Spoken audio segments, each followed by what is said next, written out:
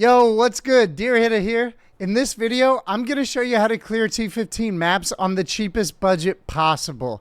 Everyone can afford this build, and this thing is a beast. The AoE is nasty. You're killing monsters off screen before you can even see them. You can handle bosses, no problem. You got really good single target damage, and you got dummy high defense. We're talking max resistance with like 10,000 energy shield. This is another budget build challenge video. I have two other videos out there, one for the monk and one for the ranger, so check those ones out as well. I came up with this idea because so many build guides out there require a super high investment. In this challenge, we only spend 1 Exalt per piece of gear. That's only 10 Exalts total. This build is so much fun. I'm going to show you what skills are best, how to build your passive skill tree, what gear you're really looking for, and how to find the exact gear you need on the trade website. Okay, moving on to the skills. Our main skill is Spark. It fills up the whole screen, kills everything. What's cool about this build is Spark is a lightning skill, along with some other skills that we have, but we have Call of the Brotherhood Topaz Ring, so 100% of lightning damage is converted to cold damage. So when you look at Spark, you'll see our DPS is 8.5k. You may say, hey, that's pretty low for Spark. I know, I get it. If it was the lightning variant, it makes sense. But with cold damage, a lot of the damage is done when enemies are inflicted with an ailment, kind of like freeze or chill. And that damage is not reflected on the DPS tooltip. So it really doesn't say the full picture. Acceleration is what we use for 40% more projectile speed, so those projectiles move faster. Arcane Tempo for more cast speed, and Inspiration for 40% less cost. Really mandatory in endgame. If you only have 3 slots, just use those 3. If you have an extra one, use Controlled Destruction. Next, we got Flame Wall. Cast Flame Wall down anytime you cast Spark, and then the Spark will go through the Flame Wall. When it goes through the Flame Wall, it'll get infused with fire, do more damage, and cause ignite. Flame Wall is actually 3 flame circles. The reason for that is because Fortress turns the wall into a circle. Then we got Spell Cascade, turns 1 circle into 3 circles, and then Persistence, which gives us 40% more skill effect duration. Next, we have Orb of Storms. We cast that on the ground when we're attacking a rare or unique enemy like a boss. When we cast Spark in it, it'll cause Chain Lightning to attack the boss and do a tremendous amount of damage. We have Cold Exposure, which when used and we critical hit, it'll reduce the resistance of the boss or rare enemy. Strip Away for an increased effect of the Cold Exposure. And Font of Mana so we can maintain our mana. Mana Tempest, when you cast spells in it, they gain 80% of damage as lightning damage. It's super powerful and great to use again on bosses or on rare enemies. When you cast spells in it, your mana is going to go down rapidly because they do so much damage. So there is a trade-off there. So it's good to save it for bosses or rare enemies. I don't put anything to attach to that. Next we have Frost Wall. Cast that down. When you attack it, it blows up and causes freeze or freeze buildup. Put that down on enemies that you want to freeze, either if you're trying to run away because you're kiting, or if you want to freeze a boss. We use Ingenuity so it has less cooldown, and Icicles so the icicles that you cast have less life. You can blow them up more often, thus creating more freeze. Next we have Grim Feast. When you kill enemies, it drops Grim Revenants on the ground. They're little ghost-looking things that you'll see. Every time you pick one of those up, you recover Energy Shield. You can actually overflow your max energy shield. So you can double your effective HP by doubling your energy shield. So right here we have roughly 4,800 energy shield, which means we can get 9,600 in total. For that we have Clarity, which gives us increased mana regeneration rate. We do require an extra 10 spirit reservation for having that. So if you don't have enough spirit, you're 10 short or whatever, you can always take Clarity out. It is really nice for mana regen though. Next we have Archmage. That we gain 8% of damage as extra lightning damage for each 100 max mana you have. Get this, it is amazing. Your damage is going to fly. So make sure that you get Spirit either on a chest piece or in this build we're using an Amulet. Starting with the skill tree. I only have 6 out of 8 of my total Ascendency points, so I'll tell you what you should get, in what order, and what I'd get with the last 2.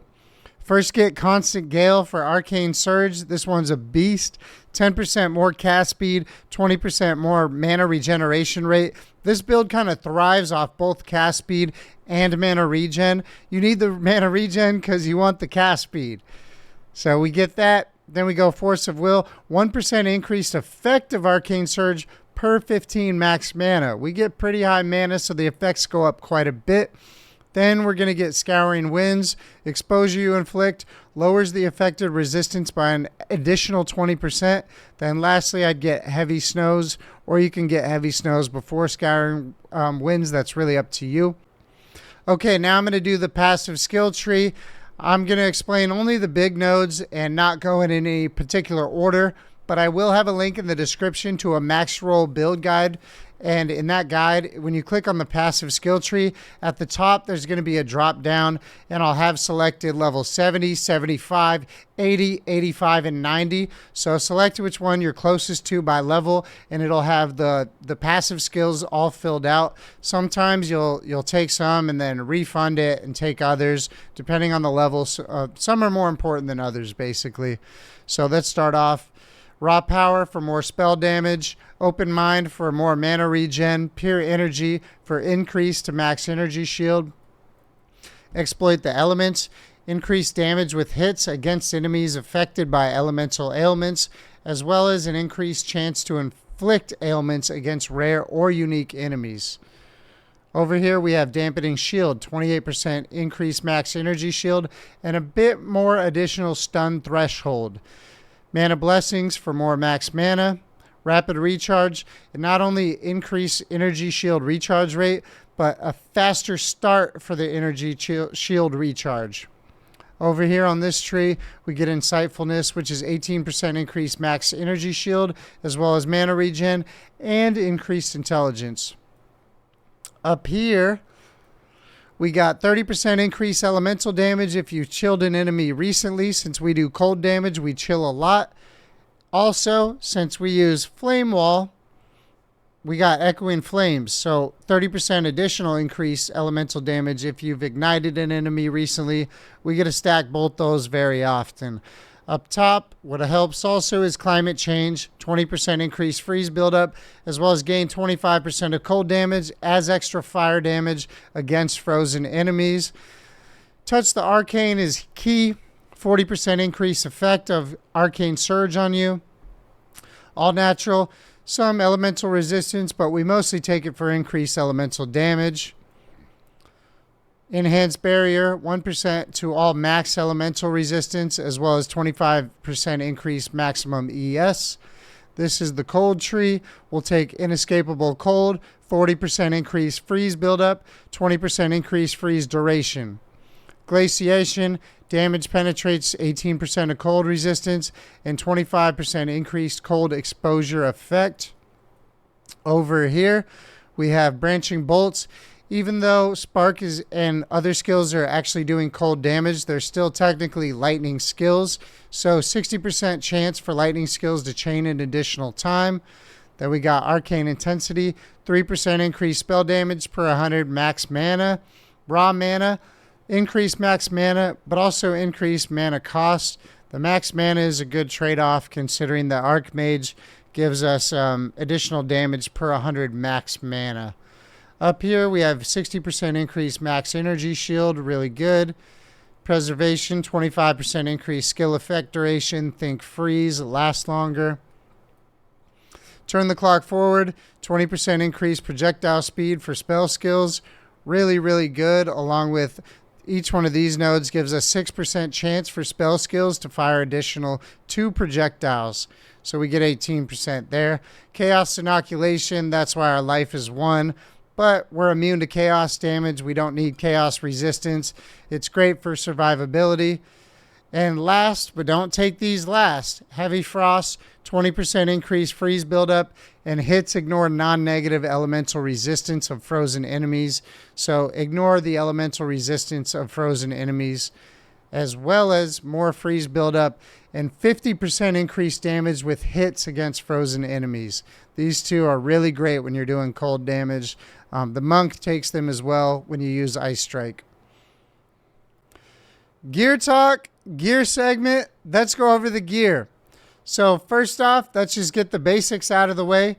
We have Chaos Inoculation.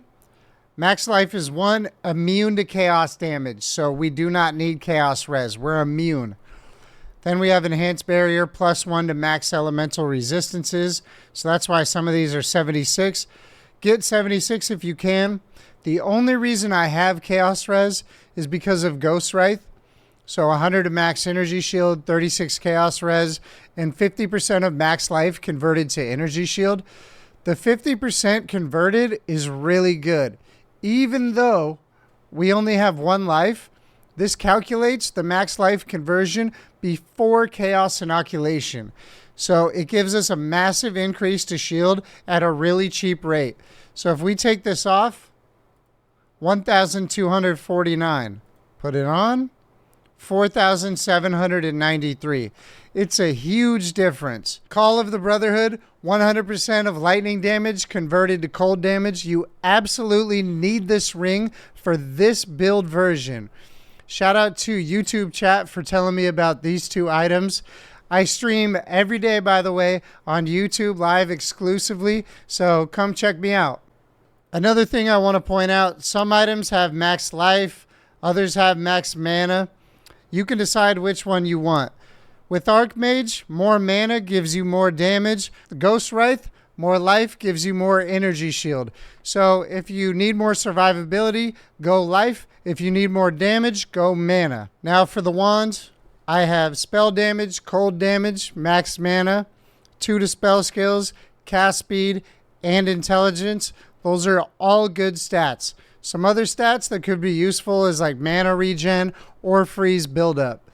So if I was to search for this wand, I would go to the website here. I'll provide a link in the description. Click that link. It'll bring you to this page. You may have to sign in, but this is where you search for items on the official PoE2 trade website. Item category, we're going to type in wands. Stat filters, we'll go spell damage, cold damage. Let's see, max mana was next. Spell skills. And cast speed. And then down here under buyout price, this is the important part. I'm going to move myself so you can see it. Exalted Orb, max price 1. That's how you find everything for 1 Exalt. Now keep in mind, one of the things that you want to do is make sure, mark your level requirement. If you're only level 75, put max 75. You want to start off strict in your requirements. More stat filters to start off, the better. You don't want to search for just spell damage. You're going to have 10,000 wands that you got to sort through. Doesn't make sense. Start off strict. If you can't find anything that meets your parameters, take one off. Maybe you take off max mana, search again. So I'm going to search for a wand like this. Only 3 results. So you'd take a look.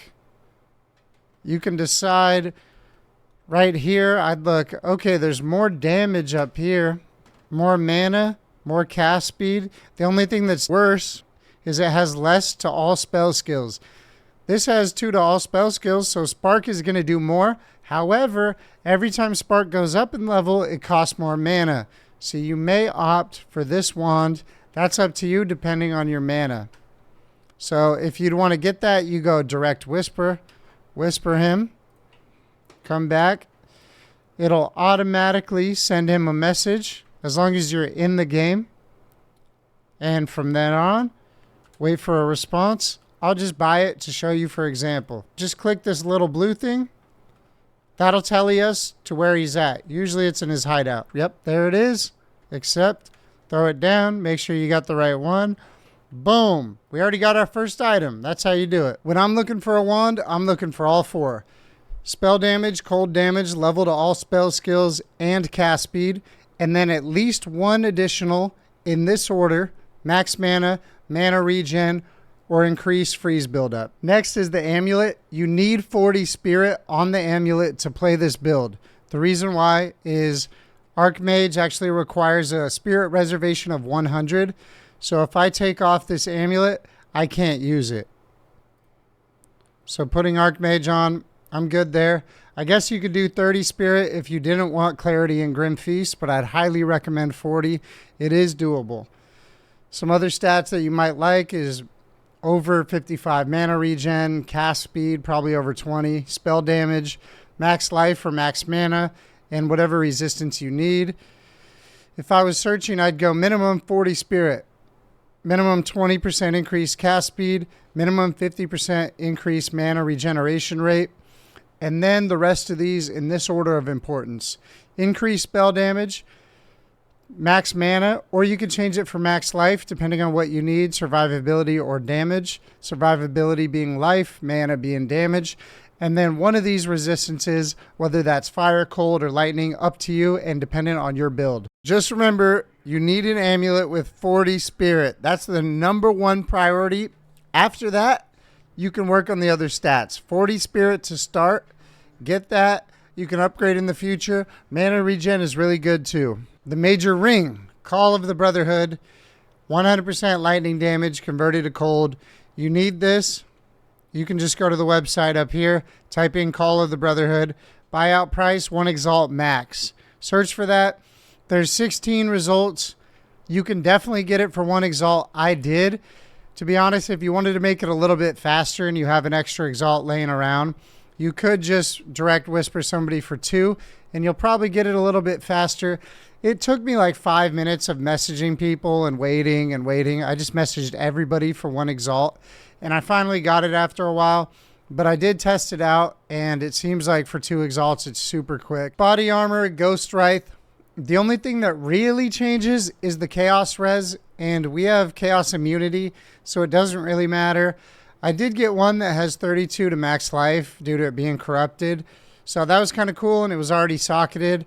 But honestly, if you just come up here, type in Ghostwrithe, search, just go to Energy Shield and click it, and it'll show you from top down what is the highest energy shield. Like this one has a little bit extra to max energy shield because it's corrupted, an extra 14. So that's kind of cool. Get that one if you can, but they're all generally very similar and really easy to find. There's 77 results for 1 Exalt. Max mana for this one. Level to spell skills.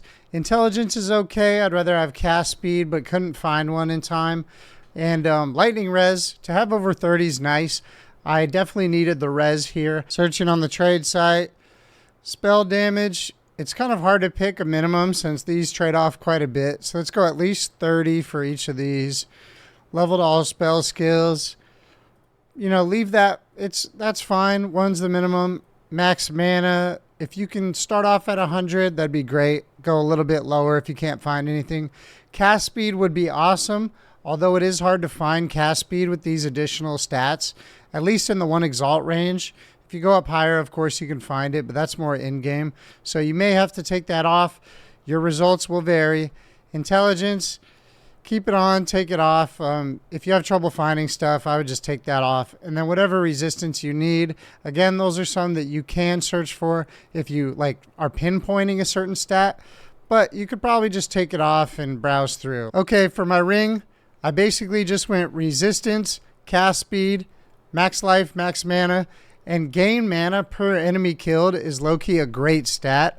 It actually does improve your mana regen a lot. So I would recommend getting that on the ring and maybe even the gloves. But if I was searching for the ring, I would go implicit, all elemental res.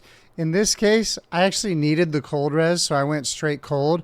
Again, with anything resistant, it really does depend on your other items. So if you go one at a time, or if you already have a build set up and you're just using this to find an additional piece, you'll probably know what to put there. But as a general, I just put all res just in case. Increase stats, cast speed that is rather, 20 minimum, all res. Gain blank mana per enemy killed. You know, at least 5, 6, 7 plus is good. max life or max mana, and then whatever resistance you need. The rest of these are pretty basic. For my helmet, you want high energy shield. I chose to get over 150 plus is what I searched on the website. I chose life over mana in this case because it was a really high roll on life. And I searched for fire and cold res, which I needed. The minimum that I put in was 30 each. For gloves, again, an energy shield base like the rest of the gear. I was able to get life and mana, although not a lot of life. Fire and cold res over 20, and the gain 15 mana per enemy killed was sweet. Then we got the belt. This is another resistance, life and mana piece. So I was able to get over 20 fire and lightning, and then a high amount of max life and max mana, almost 100 each. For the boots, you want a minimum of 30% increased movement speed. Get 35 if you can, but I couldn't find one for one Exalt that I was able to match in to fill in my elemental resistance that I needed. If you can, that'd be awesome. I'm missing 5%, but this is another piece that's kind of life or mana and resistance. The only really necessary one is the increased movement speed. On top of that, I would take a look at your flasks. I always do the gain 0.25 charges per second, and the gains 0.2 or 0.25 charges per second for the mana flask. For your charm, you absolutely want the frozen one. If you're able to get a belt with another slot, maybe do stun as well. Those are the two that affect you, but frozen is more annoying to me, so I want to avoid that at all costs. Last thing, I have a weapon swap for Sigil of Power. Sigil of Power, you place it down, you spend mana in it. It has stages. Up in the top left up here, it'll go up to stage 4. Each stage gives you 15% damage bonus. So you just stand in it and cast. It's used towards bosses or rare enemies. It's in my weapon swap 1. I don't know why. Most people probably have their mains in 1 and their secondary in 2. Look, it doesn't matter at all. You can press, I have it assigned to my E, so I press it, and then in order to switch back quickly, I put Spark and all my skills on weapon swap 2 and not 1. Sigil of Power is in 1, everything else is in 2. So when I press E, it switches. As soon as I use Spark or something else, it'll switch back automatically. That way you don't get caught using Spark with your weapon swap, and let's say the stats aren't very good on it, like you're going to see a massive decrease in damage. So you just want to make sure that you don't run around using the wrong weapon. Ask me how I know.